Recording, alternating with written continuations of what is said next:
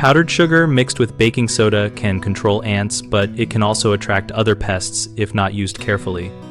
When you mix powdered sugar and baking soda for ant control, use a single teaspoon of powdered sugar to 1 teaspoon of baking soda and place it only where ants are actively traveling, not in open areas.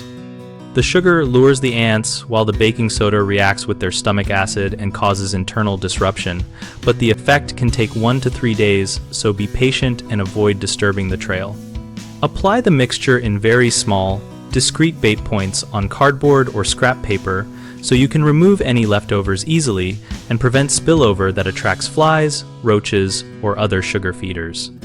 Monitor those bait points daily and replace them only when they are gone or visibly contaminated, and clean the area with warm water and mild soap before placing new bait to remove pheromone trails. If you have pets or children, keep baits out of reach and consider using homemade bait inside sealed containers with a small dispensing hole to limit access. For larger or persistent infestations, combine targeted baits with sanitation, sealing entry points, and removing food and moisture sources rather than increasing the amount of sugar bait. The most common mistake is leaving large amounts of the sugar mixture out, which invites non-target insects. Fix that by limiting each bait to a pea-sized amount and picking up excess as soon as ants stop feeding. Another frequent issue is placing bait on a dirty surface that repels ants or masks the scent. Solve this by cleaning the placement area first and setting the bait on a clean card or bottle cap.